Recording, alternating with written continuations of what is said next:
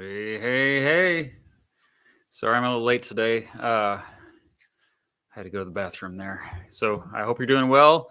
Today is Friday, May 2nd. I am Mr. Beat. Matthew Beat is my name. Oh, yeah, there's a deal. Thank you, Mrs. Beat. She's hopped on the chat.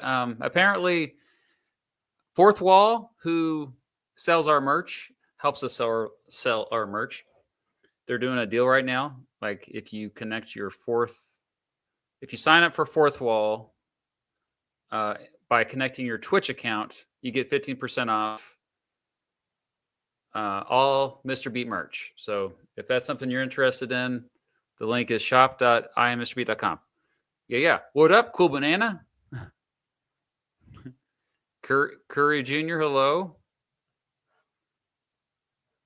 Steve Wonderbelt. Howdy, yes. Yeah, it was a perfect 100 days. Good morning, Ray Leo. The Bean Man rises, Mr. Breast. Mr. Beast. Please give me $1 million. Okay, I'll think about it. Hello, Tan Man. Quay96. Tom Stables here. Tavistian Tiger. All right, we've got a lot of the regular students in class today. All right, so I have a couple videos, actually. The first video I'm going to react to is just an astounding video of our dear President, Donald Trump.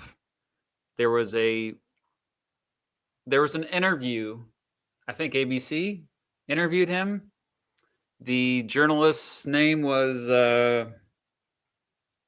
Moron. No, it's Moran. Something Moran is his name. I've recognized him. I've seen him in many different stories. It was I saw clips of it online, but Mrs. Beach shared with me a clip in particular where he was looking at the Declaration of Independence on the wall. Wow. We'll react to that together. So that will be brief because I just want to watch part of it. I'm not going to watch the whole thing. That would be terrifying. It's just a waste of time at this point. But the second thing we're going to react to, though, is more of a broader trend. And of course, I'm talking about artificial intelligence, generative artificial intelligence. So AI that's able to teach itself, that's able to improve on its own, that's able to create new things, synthesize stuff on its own. I know a lot of folks have very strong feelings about AI so far.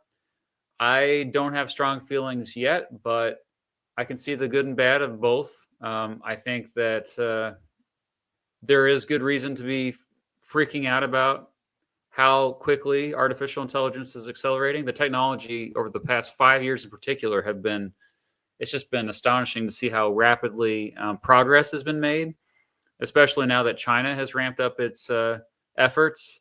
And it appears that China is surpassing the United States with its AI capabilities. But in terms of innovation around the world, this seems to be where most of the emphasis is lately, is the development of AI.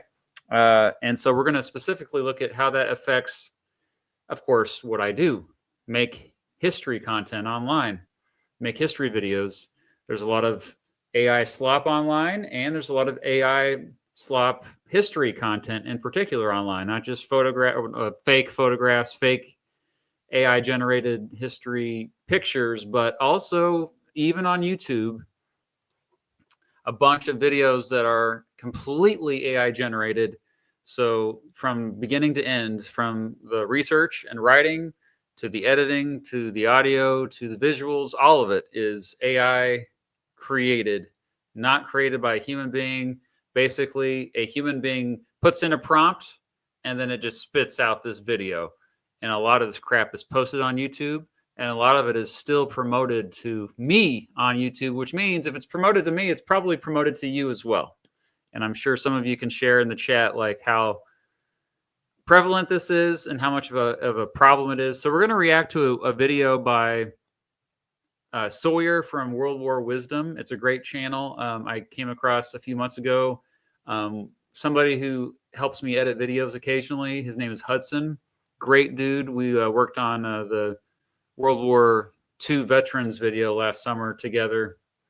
He also works with Sawyer and of World War Wisdom. He edits his videos sometimes, and he connected me with Sawyer. We had a conversation because hopefully I'll be making my way to Ohio, where Sawyer lives, to participate in a reenactment of the D-Day invasion that happens in northeastern Ohio every August. So I'll keep you updated on that. It's not for sure yet, but it's looking like that's going to happen. Yeah, LeBron is here. Let him know. I mean, I try to keep an open mind. I'll share my positive spin here later. But overall, I get why people are alarmist. I get it. It's scary. It's also the fact that it's happening so quickly. They really are, Tom. Some of them.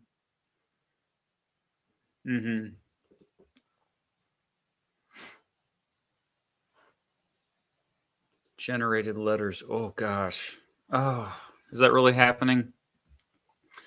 The most prevalent I've seen is on Facebook, where you'll see so-called historical photographs that are completely AI generated, and then you've got apparently a lot of people believing that they're real. And I know that a lot of these folks are older. They can't differentiate between real and AI, but it's frightening that they can't. Even if I mean, it shouldn't be an excuse that you're a boomer, that's why you believe AI content is historically accurate. That's right. That's where I would be. Also, while I'm up there, I'm going to probably go to James Garfield's Presidential Library and Museum. All right. Yeah. Coneyot. I always mispronounce it. That's why I didn't say it. Anyway, okay. Let's go ahead and take a look first at this this video entitled "Trump Talks, quote, Incredible Oval Office Pushes Back Against Economic Anxieties." An interview that aired a few days ago on ABC News, one of the traditional news outlets. 18.5 million subs. Come on, that's it. We're going to catch up. We're going to catch up with them.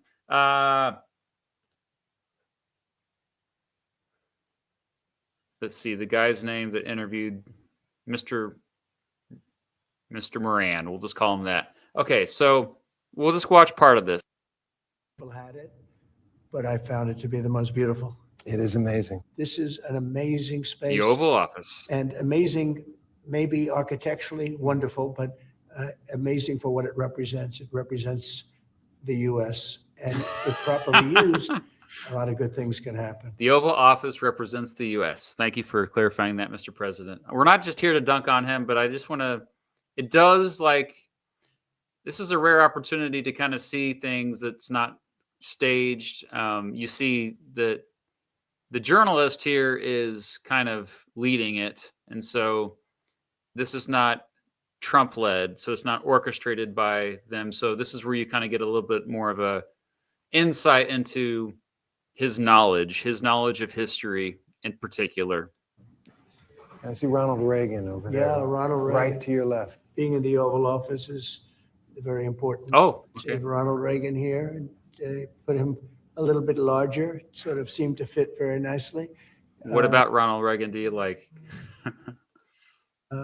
You have Democrats a little bit. You have Franklin Roosevelt. So you look at that picture and people say, well, what's he doing up there? But look, he was a serious president, whether we like it or not. He was a serious president.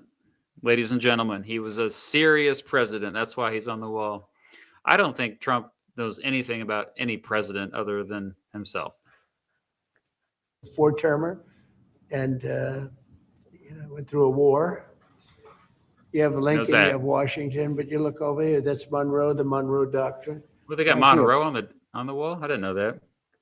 Okay. I think the Monroe Doctrine was pretty important. Well, he didn't even write it. That was John Quincy Adams. Claim to fame. Over here, you have the original of Abraham Lincoln and Although I George will say, I'm surprised that he knows about the Monroe Doctrine. That's surprising. Washington, and of course, you have the Declaration of Independence. What does it mean to you?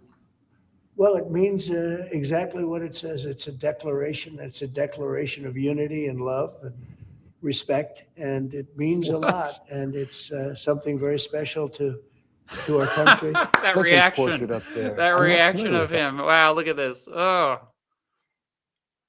this is great. This Portrait is up there. fantastic. I'm not familiar with that one, but I think when I'm looking at that famous line in the second inaugural, with malice toward none, with Right, charity toward right. all. Ooh, sneak that in there. Yeah. Well, he was a great president. He went through a lot. And the Oval Office is always changing between presidents, and that changes, says yeah, something. it does. What does this No, say? go back to the Over here, you Declaration. have I'm the sorry. original of Abraham Lincoln and George Washington, and of course, you have the Declaration of I Independence. can't believe what he. What does it mean to you? What does it mean to you? Well, it means exactly what it says. It's a declaration. It's a declaration of unity and love. And A declaration of unity and love. He said it was a declaration of unity and love. All right.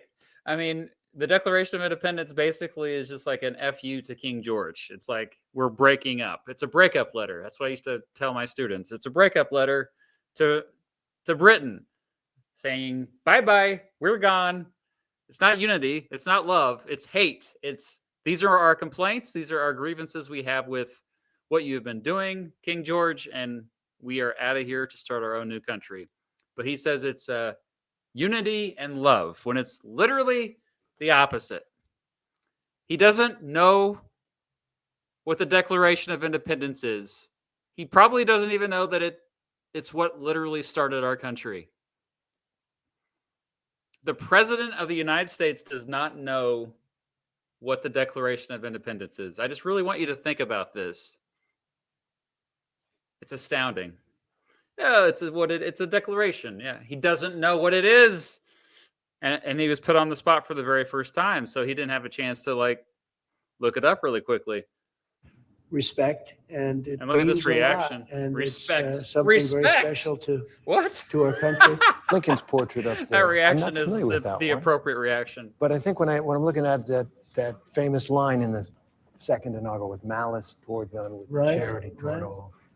Is that- Well, he was a great president. He went through a lot. And the Oval Office is always changing between presidents, and that changes, says yeah, something. it does. What does this say about how you feel about the country and the office? Well, I think it says I love the country. I mean, I'm putting pictures of presidents up that have never been up, pictures that weren't largely used, and in many cases, great men, in this case, men, but great men of great achievement. And your every detail, it seems. This is your office. I'm a very detailed person. I'm a very clean person. I like cleanliness. I like to see What? the space be treated properly. I've added a lot to the space in terms of I got the Clorox wipes out. beautification. Look at all that. In It terms looks like Gaddafi's palace. Like it looks like Muammar Gaddafi, the dictator of Libya, who was killed by a mob of people because they hated him so much because he was such a corrupt and ruthless guy. terms of modernization, that's It's a a, gallery of presidents. it really is. It really is. So, Except for- and it's an honor to have you people. Except for up there, you see Benjamin Franklin. He's got Martin Van Buren up there. Wow. It is kind of cool, though, I will say, as a president's guy, to see all these presidents up there in the Oval Office. It's, yeah, looks like a royal palace. You're right, Metalcaster. Or, no, I'm sorry. No, the Usopp, there it was. It looks like a royal palace in Europe. Although, Metalcaster, that's a great comment as well. A little bit more of this. I'm sorry. We can't. Then we'll move on. with us. Mr. President, thank you for doing this. Thank you. Okay, I guess this interview. Okay, you can watch it on your own, but the clips I've seen, he spends a lot of time dwelling on that fake photoshopped tattoo that was on Kilmar Abrego's hand. There was a Photoshop going around on the internet saying that he had a MS-13 tattooed on his fingers, and that was, of course, fake. That was not true, but it was shared by many conservative-leaning folks, and Trump saw that and believed it. Even though, if you look at the actual photograph of it, it's a really, really bad Photoshop. It's clearly fake. See if I can find it actually. Yeah. Oh my gosh. He even is this? Oh my gosh. Wow. What is going on? Here, you got to see this. Why is this real? Why did he get reelected? Why is this happening? Why is this the timeline that we live in?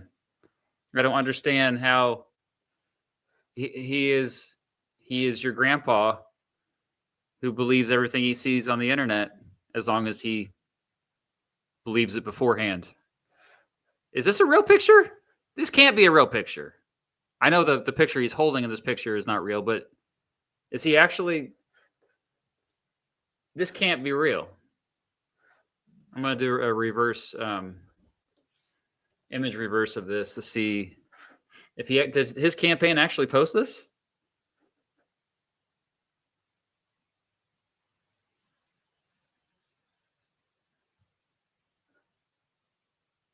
He did.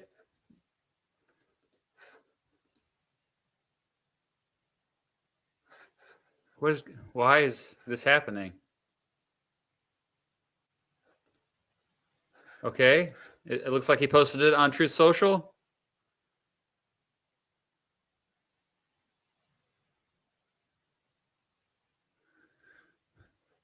Okay. It just popped up when you search Trump and MS-13 tattoo. This is what pops up when I searched for it.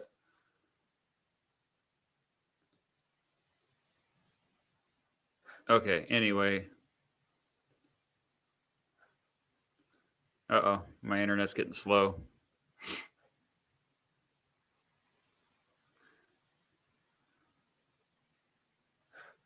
I can go to True Social, but my internet's getting really laggy right now all of a sudden, or on my computer.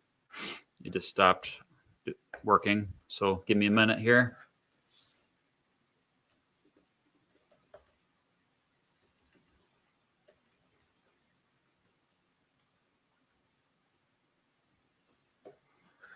All right, let's see if I can. Looks like I found this on Snopes. Mixture. Although the original image held by Trump in the photo was genuine, it has been edited to insert. Oh, okay, yeah, but the actual. Oh gosh, pop-ups. On April 18th, 2025, U.S.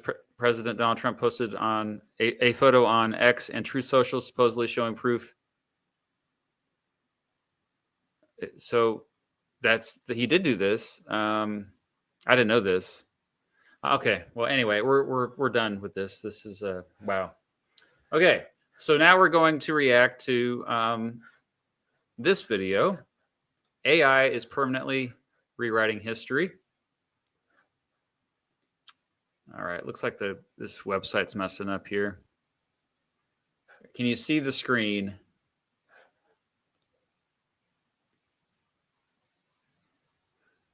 My computer was acting up a little bit, so I just want to make sure you can see it. Can you see Bulgaria?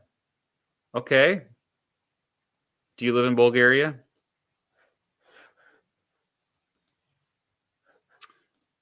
Okay. So can you see this? The video is called AI is Permanently Rewriting History, and it's by World War Wisdom. I'll share my thoughts after I watch this. Okay. If you can't hear, let me know. Sometime, like my computer's 4 years old, and so it's starting to mess up a little bit.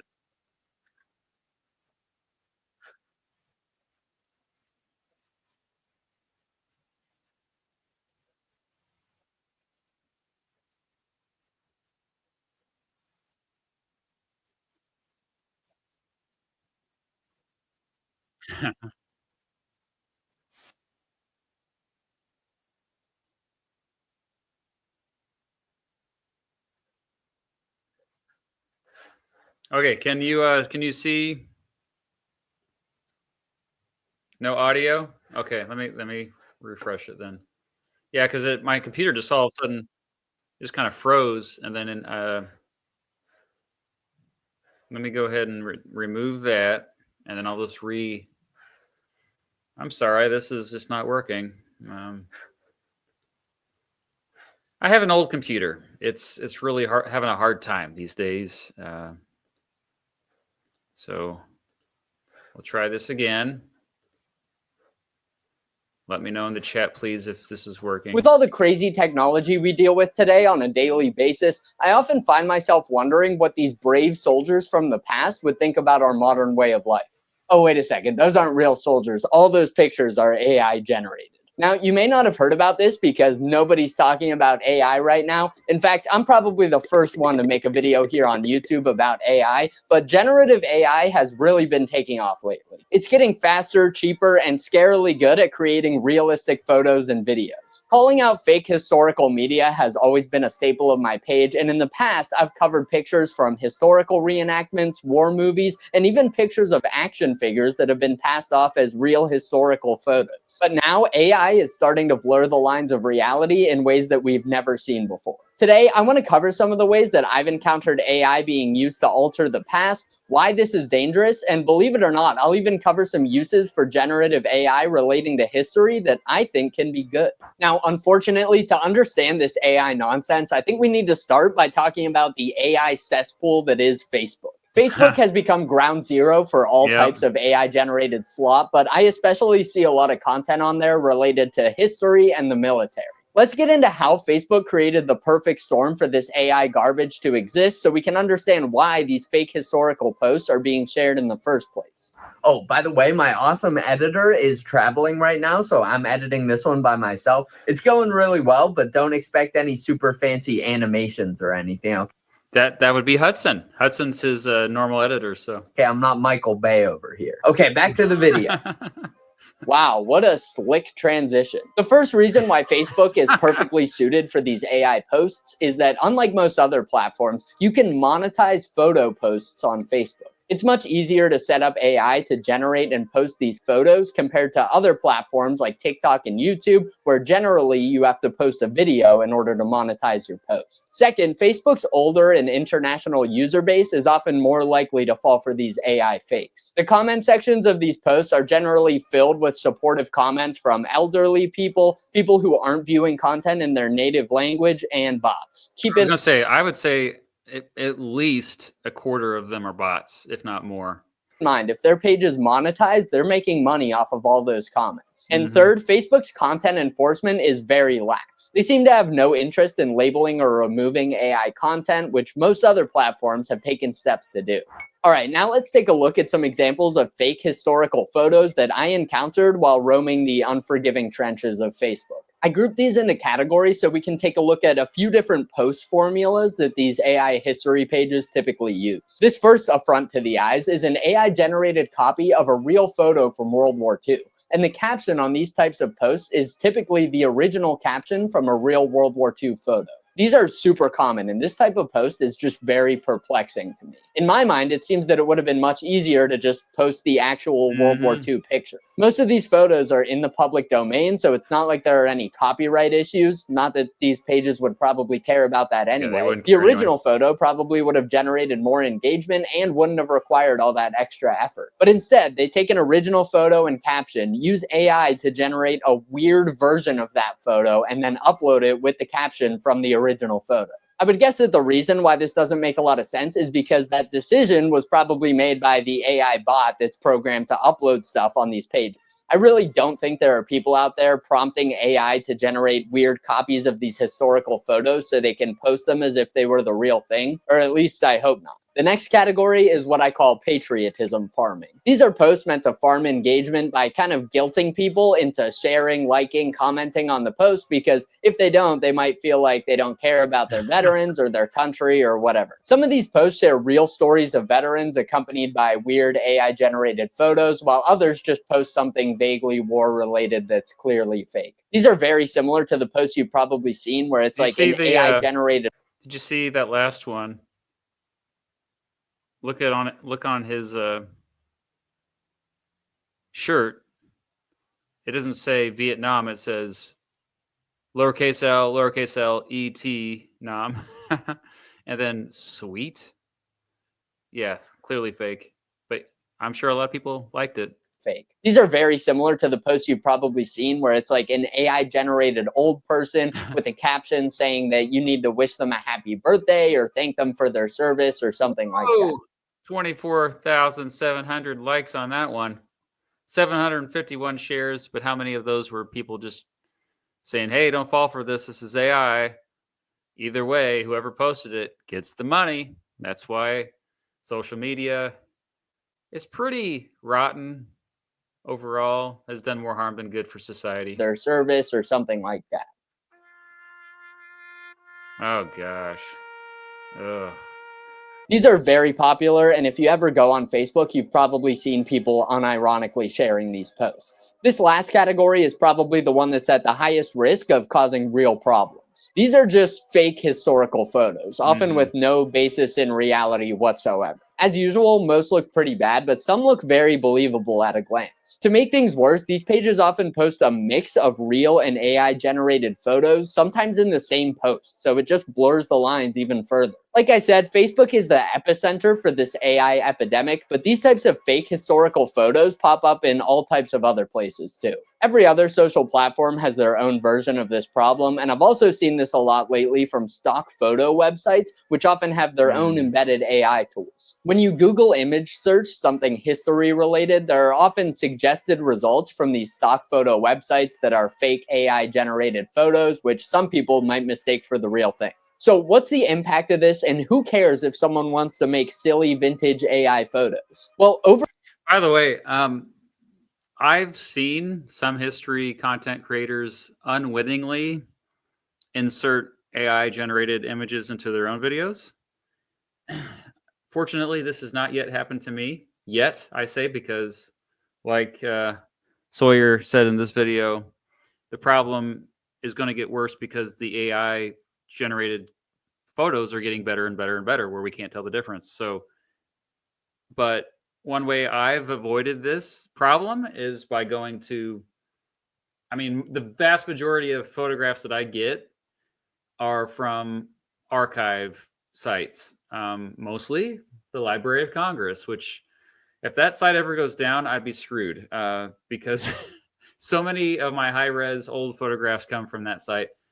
But yeah, like if you just do a Google image search for historical photos, there's a good chunk of those photos that are going to be AI generated now. So I just don't trust that anymore. I avoid doing that. I used to do that a long time ago, but you just can't do that anymore.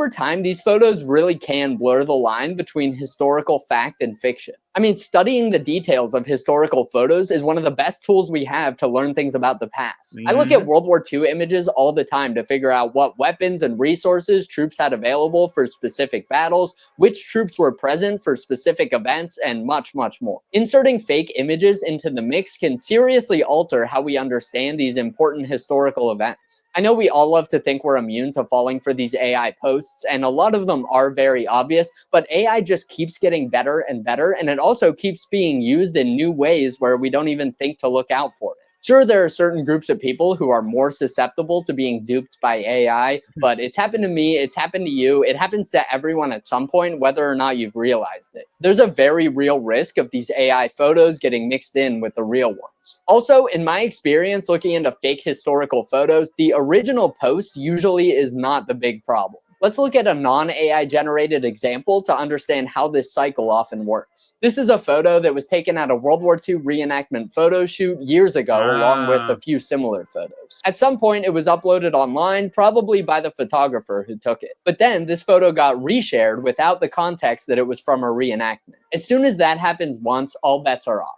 Tons of other pages then grabbed this photo and started sharing it, often with their own captions added to it. Some even included the name of a real 101st Airborne soldier from World War II and claimed that the photo was of him.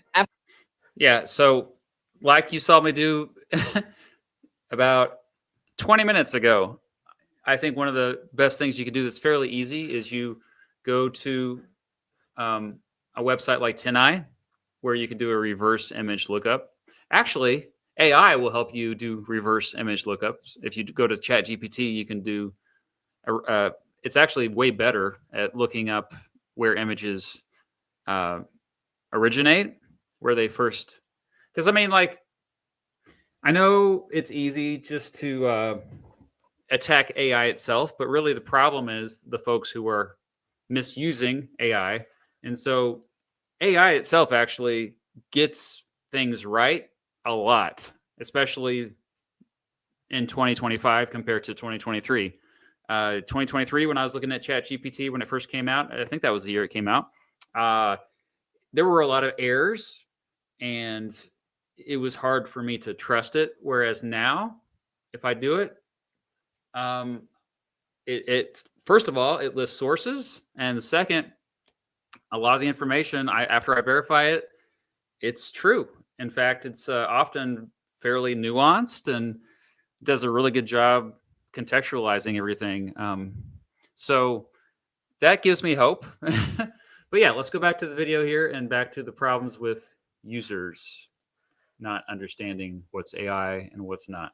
After a while, sellers on eBay who sell prints of photos listed the Oh my photos gosh, for they're sale, making claiming money. that they were real photos from World War II. They're making money from. See, that's another thing. There's a lot of sites like Adobe stock footages or Alamy or Getty. These big companies that sell stock images, and they will sell stuff that's in the public domain. So when I use stuff, I make sure that, okay, if it's not in the public domain or if it's not covered under fair use, I either buy a license for it, which I've actually done before, or if it's in Creative Commons, you give full credit properly to it. But there are companies that are just straight up not only selling public domain images that are supposed to be able to use for free, they are now selling AI images. And this just makes me angry when they're profiting off of this crap.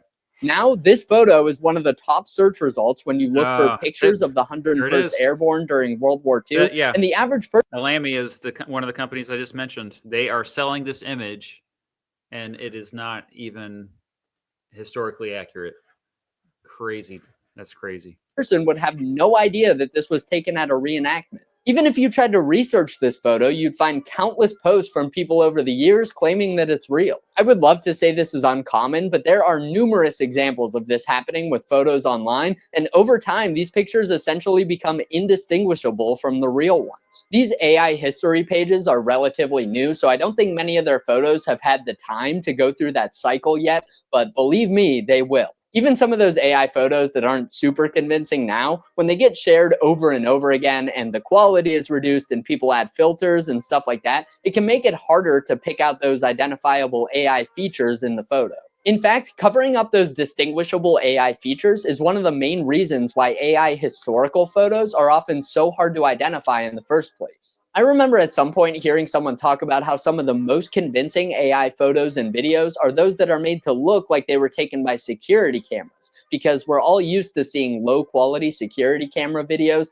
and that lower resolution can hide a lot of the telltale signs of AI. I think this is even more applicable with historical photos because old film photos are often grainy and sometimes damaged, and that can hide a lot of things. When you consider that some of the most famous real photos of D-Day look like this, it's easy to see how a blurry AI photo could be mistaken for a real one. And you know what? Yeah, so that's AI. But what I actually use AI for is to restore old photographs. I do this at least 10 to 15 times per video. There's a lot of old photographs that I've restored, and it kind of sucks that, I don't get paid for doing that, but I just like doing it. So, but it's actually fairly easy. There are AI tools available for use in Canva, and this is just one of many different applications that will do this. But if there are imperfections, if you look on here, you see like the black dots or white dots. Those are imperfections on the photograph, and you can just erase them. You can also mess with the contrast. You can brighten the image, but make it look a lot more visually appealing and easier to tell what it is. So yeah, like I think that there's really good uses for using AI to restore old photos and also colorizing them. Which colorizing them, you got to also wonder like what's the. I mean, that's a slippery slope because if you're colorizing black and white photographs, you really need to ask yourself why. What's the point of doing this? Is it going to help bring history to life? That's the more positive explanation. But otherwise, like, what's the point? You might be just fooling future people, like looking at it saying, oh, it's in color. So maybe this is actually from more recent times. By the way, I need to ask you, I was going to make a video about this, but when you think about black and white photography, what is the cutoff year that you think of for like when color photographs became more common than rather than black and white photographs? What was the year? I'll tell you my answer to that in a moment. But what year is when we were like, oh, this is when you start to see a lot more color photographs as opposed to black and white photographs? Oh man, okay. Some of you are saying 1960. Both Nebulon and Tom said that. Aaron says 1950 to 60. Ethan says late 1970s. Ooh, that's pretty late. Okay, so TV went color. Well, 65 was the year that I thought of, 1965. It's an interesting question to ask people. Oh, yeah. I think the color TV, I have no idea when that first became available. I know that it became more popular in the 70s. When I was a kid, actually, we still had a black and white television that it was like the old TVs, so I got to keep it in my room. That was in the 90s. So it's not like people didn't have black and white TVs that late. But yeah, no, if you look at a lot of my family photographs from the 70s, they're all in color. This is when Kodak, of course, had a really big market share, and they sold. They were known for the chromacone, what do they call it? The Paul Simon song, chromophone video. Anyway, back to this video. Sorry, we got sidetracked a little bit. Distort our view of what happened in the past. Take a look at this Kodachrome. slightly grainy photo, for example, and see how many of the typical AI identifiers you can spot before I point them out. All right, did you find anything? Well, I hope not, because that's a real World War II photo. I would guess that a lot of you were starting to pick apart and flag. question some of the details in that photo, Yeah. which is completely understandable. It just goes to show how AI is distorting historical reality. The real stuff starts to look fake, and the fake stuff is looking more and more real. Lately, I've been seeing a lot of comments on posts of historical photos accusing them of being fake Oh, when boy. they're very real. These commenters are probably skeptical because maybe they've been fooled by fake historical photos before. But that's okay. I think that this is forcing everybody to become a historian. And yeah, it's kind of annoying. It's kind of a pain because it's more work for people. We just want to be spoon-fed stuff.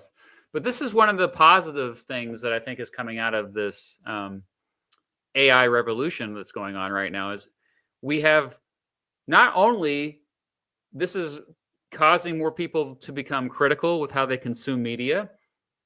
It's causing them to suspend judgment and to pause before they just automatically believe something.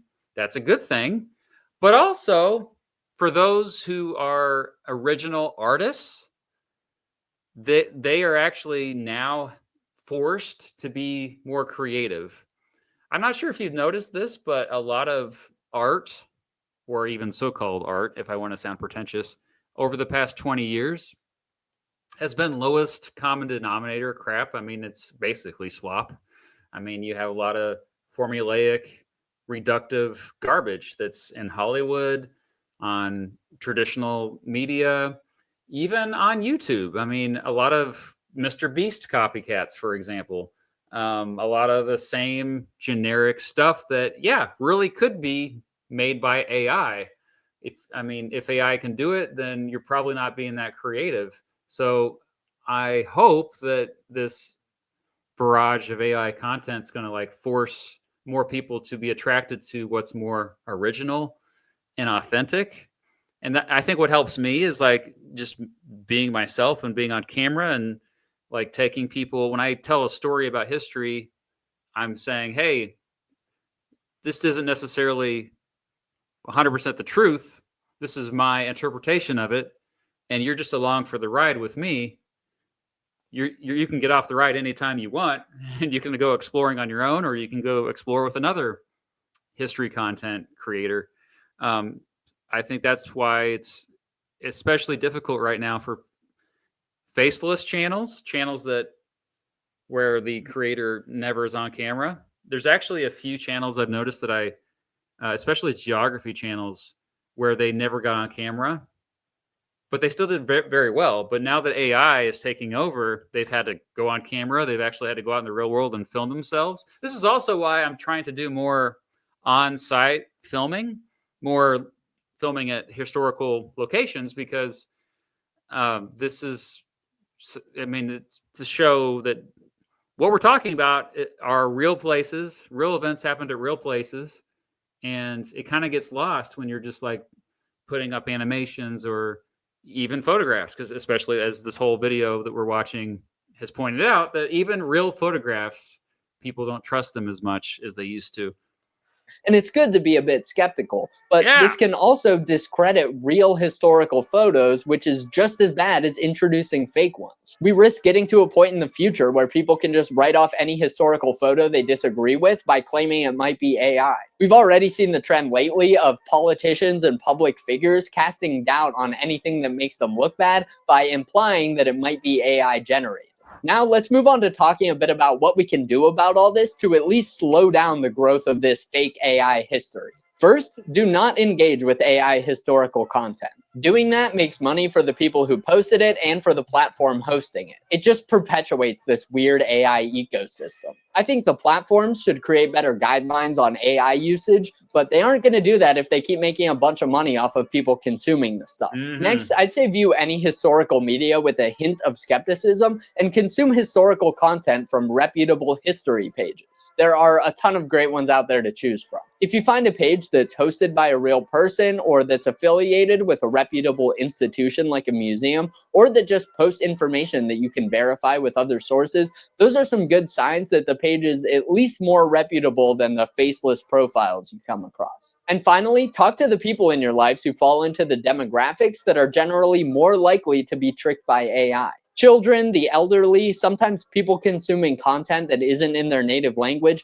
These are often the most likely people to be duped by AI. Okay. Folks that just are just ignorant, and a lot of them are out there. We don't like to admit this. Okay, we've talked about how this technology is dangerous and how it's scary and it's going to take over the world and roll over all of us someday, blah, blah, blah. But I'd like to end on something a bit more optimistic. Are there any good uses for AI when it comes to historical media? Well, in my opinion, absolutely. My favorite application for AI in this space has been for restoring and upscaling historical photos and videos. That's literally what I said a little while ago. That's awesome, yeah. If you guys haven't seen this, it's pretty incredible. Yes. And I highly recommend.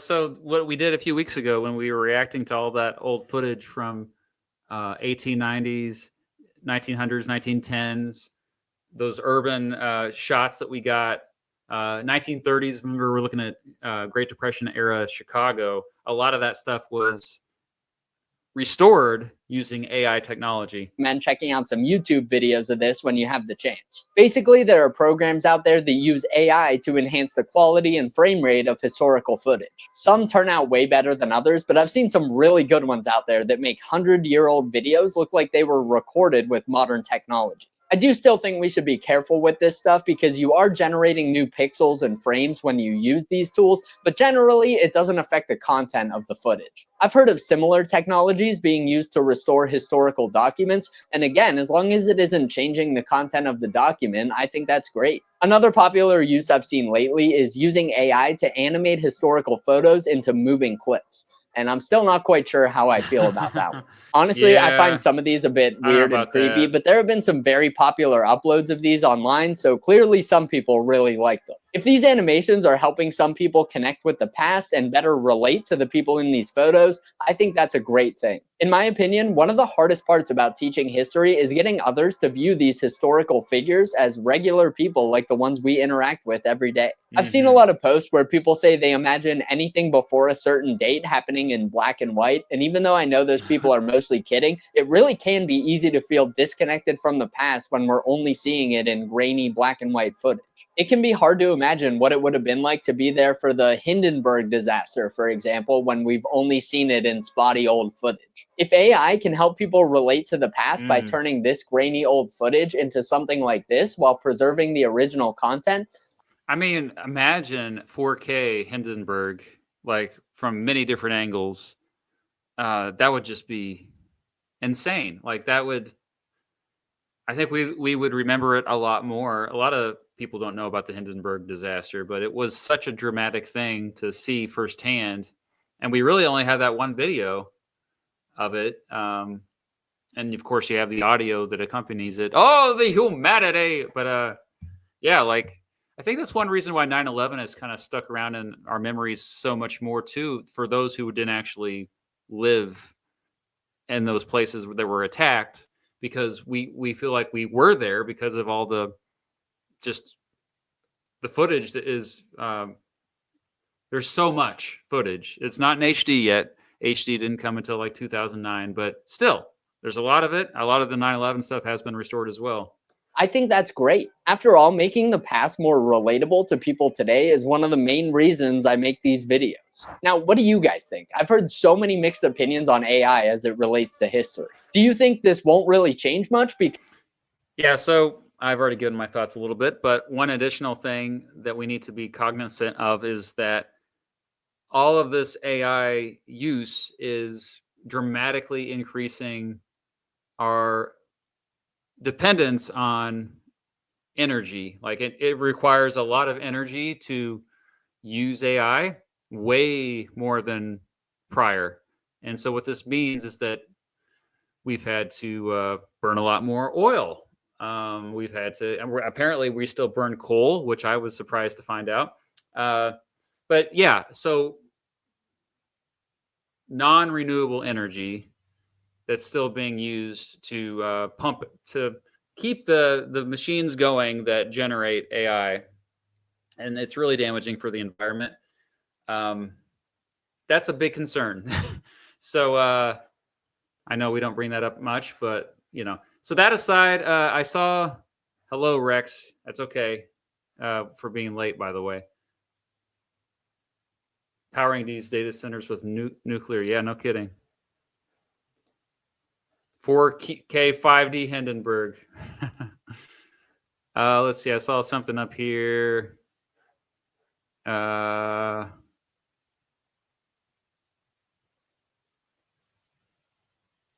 did you mean, Nebulon? I don't know what you're talking about there. Oh, here. Okay, here's. I found the comment. So there's this channel called JCS Criminal Psychology, who used to release stuff like I did. You know, just they did all the editing. They spoke. They did all the work of putting together a video. But now apparently they use AI completely. So I heard about this. Let's look that up right now. Actually, JCS Criminal.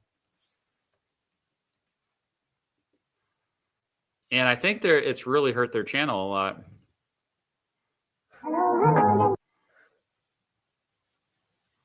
Their last one they released was 4 weeks ago. Oh, but before that, it was 2 years ago. So the video looks at interrogations, like people that are. A lot of it, if I remember, was people confessing the stuff they didn't do. This is a very common thing where, you know, we're very persuaded by other people. We're agreeable by nature. But the last video that he did was. According to CBS News, 50-year-old stay-at-home. That's an AI voice. Maybe the channel got bought out, and this is somebody else who made this, but it still has 3.5 million views. and they still have 5.55 million subscribers. Looks like there's a pinned comment in response to all the people that are upset that he used AI. So the response was, sorry for letting you guys down. The channel wasn't sold and we haven't quit. We've just been dealing with some outside YouTube related stuff. We'll make it up to you and start putting out consistent content if you're willing to give us a second chance. But in any case, love goes to you all. I still cannot believe you got us this far. Husband, David Tronis, desperately wanted to appear on reality television. They used AI. So yeah, I mean, it's I get the temptation too it's very difficult to pump out videos week after week for I guess I've been doing that since 2011, basically, not week after week, but week after week since 2016. Yeah.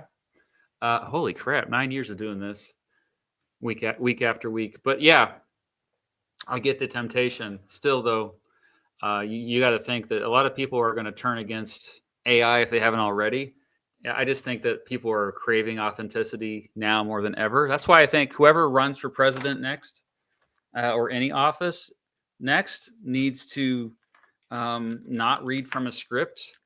They need to just speak off the cuff like Trump often does, because that's really what people were attracted to about Trump. He was just speaking off the cuff, and he was speaking without a filter.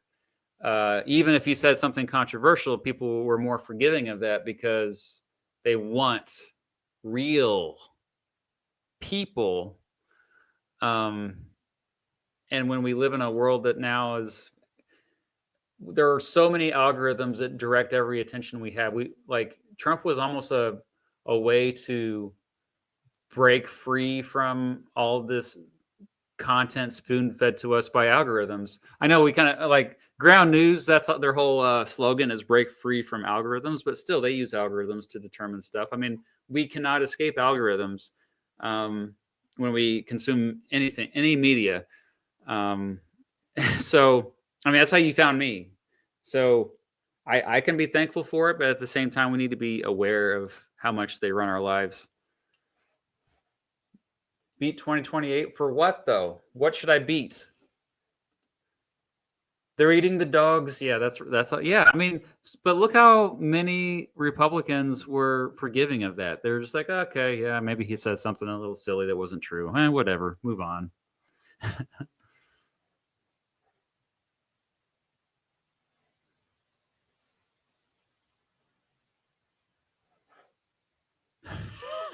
RM reference there.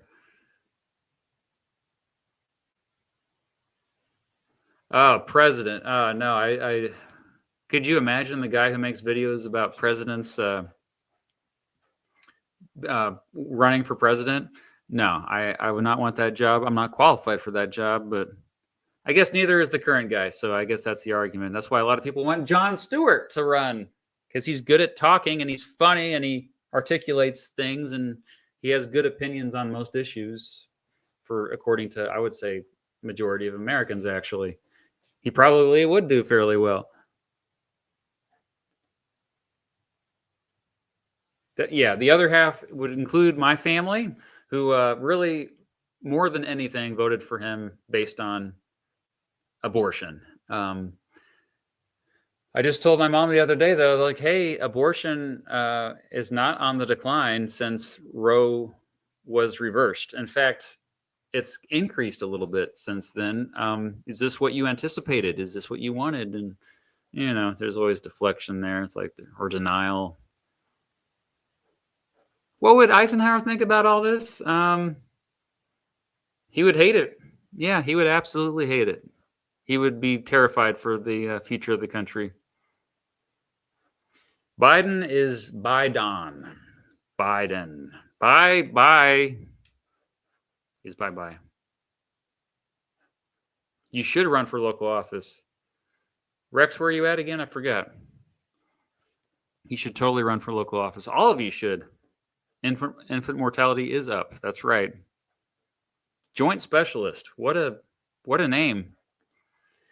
My parents subscribed to the mindset that Trump may be bad, but that he surrounds himself with competent people.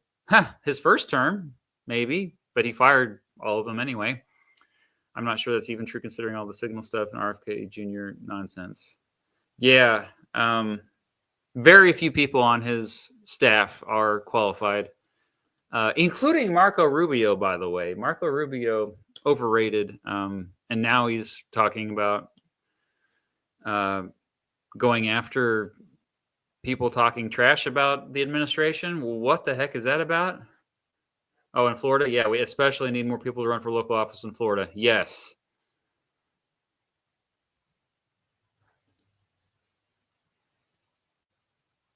I don't remember that Krusty the Clown talking about Eisenhower, but I'll have to look that one up. Yeah, we are in the misinformation age, Project 454.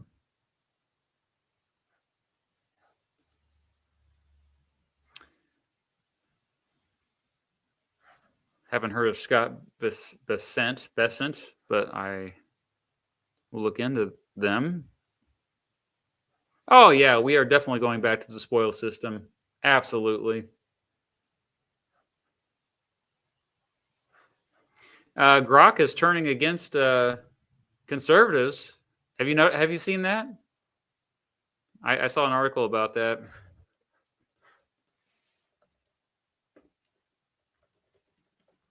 Let me see if I could pull up the article I saw.